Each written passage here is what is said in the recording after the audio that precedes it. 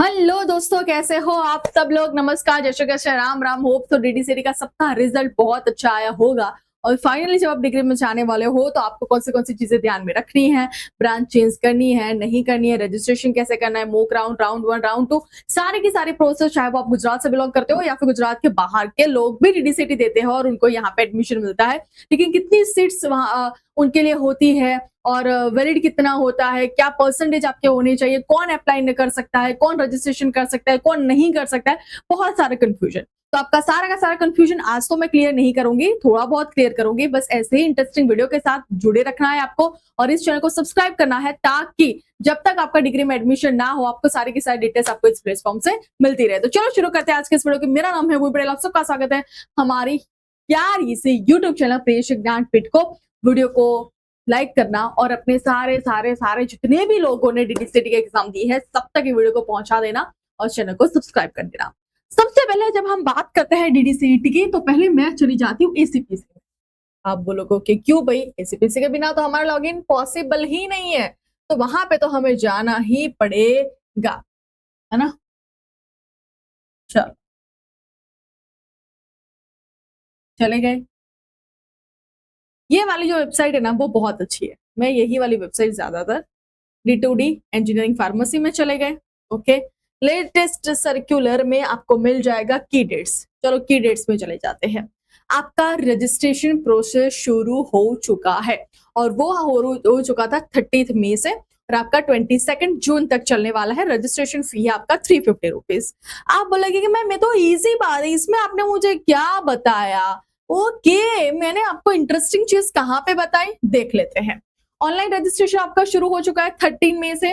Last date आपकी 22 जून है और डेडलाइन फॉर यूनिवर्सिटी रिजल्ट 13 जुलाई। मतलब आपको कहीं ना कहीं आपको पता चल चुका होगा कि आपका जो रिजल्ट है, सारे के सारे रिजल्ट आपके 6 सेमेस्टर की एग्जाम बाकी, आई नो दैट। लेकिन उसके साथ साथ अगर आपका 1st to 5th तक अगर कोई भी एग्जाम बाकी है, मतलब जो क्लियर नहीं किया है पेपर और वो देने वाले इस वक्त भी, तो उसके भी जो रिजल्ट है वो आपके 30 जुलाई तक आपके आ जाएंगे। Candidates must have a result declared by this date. इससे पहला तो आपके यूनिवर्सिटी वालों को आपको दे ही देना पड़ेगा, ऐसा वो बोल रहे हैं। क्यों बोल रहे हैं? हाँ, बिकॉज आपका मेरिट जनरेट हो जाएगा और आपका जो mock round declaration of the provisional merit list on the website आपका 25 को आ जाएगा और 25 से आपकी मॉक राउंड की चॉइस फिलिंग शुरू होने वाली है। इसीलिए उससे पहले कॉलेज वालों को आपको दे देना पड़ेगा। ओके, 13 जुलाई लिखा है। ओके, एलिजिबिलिटी क्राइटेरिया क्या है, कौन अप्लाई कर सकता है, कैसे अप्लाई करना है, वो सारी की सारी प्रोसेस आप ध्यान से समझना। सबसे पहले लिखा है डिप्लोमा इंजीनियरिंग पास हो जरूरी है, must have pass diploma engineering. आप बोलेंगे कि मैम 6 का तो रिजल्ट ही नहीं आया और मुझे नहीं पता है कि मैं 6 में पास होऊंगा कि फेल, तो क्या मुझे फॉर्म भरना है? हाँ बेटू, फॉर्म भरना है।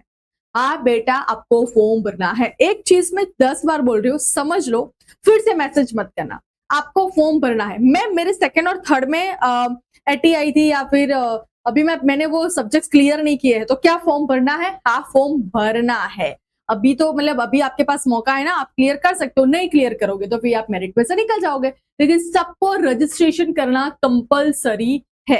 ओके, नेक्स्ट, डीडीसीटी 2026 एग्जाम आपकी फर्जात है। अपीयरिंग इन डीडीसीटी एग्जाम, मतलब इस बार 2026 में अगर आपने डीडीसीटी एग्जाम दी है तो भैया आप अप्लाई कर सकते हो। अभी फॉर एग्जाम्पल एक वेरी मोस्ट इंपॉर्टेंट क्वेश्चन कि मैंने 1 साल का ड्रॉप लिया था। हाँ, कोई इश्यू नहीं है, ड्रॉप लिया था, लेकिन डीडीसीटी तो आपने 2026 में आप ही ना, डीडीसीटी तो 2026 में आप अपियर किए ना। हाँ, तो आपको भी यहाँ पे रजिस्ट्रेशन फिर से करना है। नेक्स्ट, मेरिट डीडीसीटी स्कोर आधारे बनशे। તમારું मेरिट जो है वो आपके डीडीसीटी के रिजल्ट के आधारित बनेगा और हम हर बार बोलेंगे डीडीसीटी फोकस करो, फोकस करो, फोकस करो। लेकिन अभी भी बहुत सारे ऐसे लोग हैं जो डीडीसीटी को हल्के में ले रहे थे और उनको पता चल ही गया होगा कि डीडीसीटी कितना ज्यादा इंपॉर्टेंट है, बिकॉज यहाँ पे मेंशन किया गया है कि आपका जो मेरिट है वो डीडीसीटी पे रहने वाला है। नेक्स्ट, फाइनल सेमेस्टर સુધી તમામ સબ્જેક્ટ ક્લિયર હશે તો જ તમારું મેરિટ આવશે, मतलब મેરિટમાં તમારું નામ અથવા તો પણ તમારું મેરિટ રેન્ક જનરેટ થશે।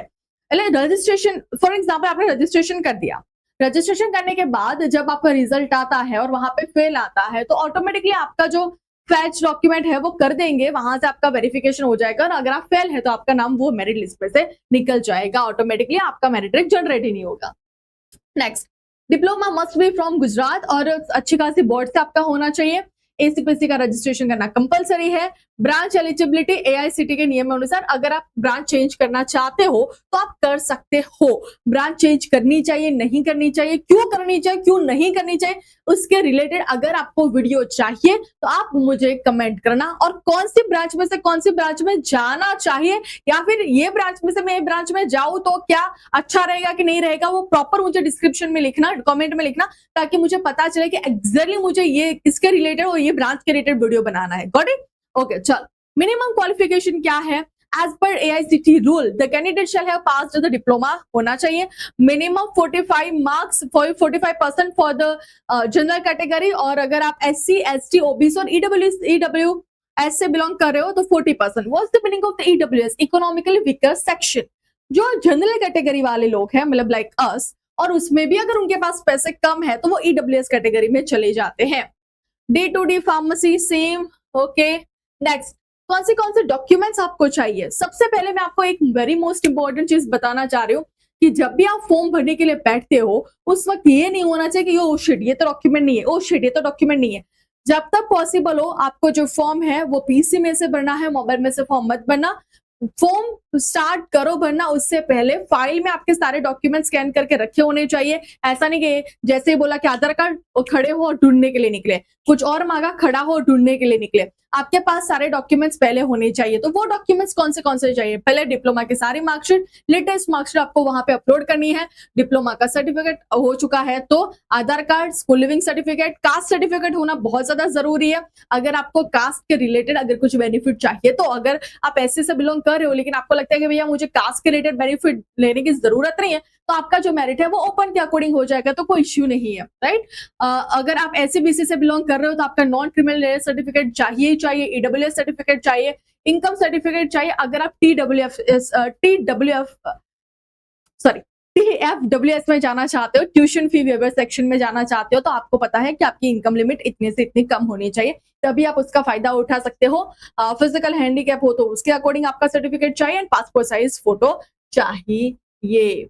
ओके, रजिस्ट्रेशन प्रोसेस क्या है? ऑनलाइन रजिस्ट्रेशन, डॉक्यूमेंट अपलोड करो, चॉइस फिलिंग होगा, सीट अलॉटमेंट और फी पेमेंट। कैसे है पूरा रजिस्ट्रेशन प्रोसेस? यहाँ पे शॉर्ट में मैंने सिखा दिया है कि सबसे पहले आपको रजिस्ट्रेशन करना पड़ता है, उसके बाद ऑब्वियसली ड्यूरिंग रजिस्ट्रेशन आप अपने सारे डॉक्यूमेंट्स वहां पे अपलोड करोगे। चॉइस फिलिंग होगी, चॉइस फिलिंग कैसे करनी है, आपका मेरिट कैसे बनेगा, कौन सी फर्स्ट रखे, कौन सी सेकंड रखे, कैसे वो आइडेंटिफाई करते हैं कि आपको थर्ड वाली देंगे कि फिफ्थ वाली, वो सारी चीजें हम आपको सिखाएंगे वन बाय वन। तो सीट अलॉटमेंट होगा और आपको वो जो सीट मिली है अगर आपको कंफर्म करनी है तो वहां पे पेमेंट कर दो। लेकिन वेरी मोस्ट इंपॉर्टेंट चीज बेटा कि आपको डॉक्यूमेंट वेरिफिकेशन के लिए कहीं पे भी ऑफलाइन सेंटर में नहीं जाना है, सारी की सारी प्रोसेस हमारी ऑनलाइन रहने वाली है। तो ड्यूरिंग द D2D प्रोसेस आपको कौन से कंफ्यूजन अभी राइट नाउ चल रहा है उसके रिगार्डिंग मुझे कमेंट करना, मैं डेफिनेटली उसके रिगार्डिंग वीडियो बनाऊंगी और आपके सारे डाउट्स मैं क्लियर करूंगी। तो आपको अपना बहुत अच्छे से पूरा D2D प्रोसेस कंप्लीट करना है डिप्लोमा टू डिग्री का, तो आपको इस चैनल को सब्सक्राइब करना है। अंडरस्टूड? अपने सारे दोस्तों के साथ शेयर करिएगा। ये वीडियो मैंने हिंदी में इसलिए बनाया है बिकॉज गवर्नमेंट में 5% सीट्स ऐसी होती है जो गुजरात के बाहर के जो लोग हैं उनके लिए होती है। तो आप बोलेंगे मैं वो कहाँ पे लिखा है? वो यहाँ पे लिखा है दोस्तों, बताती हूँ। देखो एडवर्टाइजमेंट कहाँ गई? हाँ, क्या लिखा है?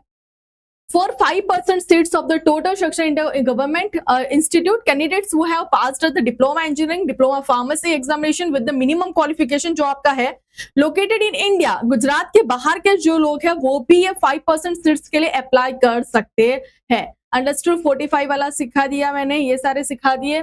Candidate shall not be required to submit original documents के लिए आपको कहीं पे नहीं जाना है। Candidates who appear for the missing subject semester 1 to 6 to pass the diploma and the results are yet to be declared, and such candidate appear for the DDC can also register. If the results of the eligible candidates are declared by the university before 30 जुलाई तक हो जाना चाहिए, they will be included for the admission, otherwise the admission allotted to them will be cancelled. Okay, ये सारी चीजें मैंने आपको सिखा दी है। फिर भी कुछ भी कंफ्यूजन हो तो आप मुझे कमेंट कर देना, वीडियो को लाइक करना और अपने सारे दोस्तों का शेयर करना। टीटम बाबा टेक केयर दोस्तों, जय श्री कृष्ण, राम राम।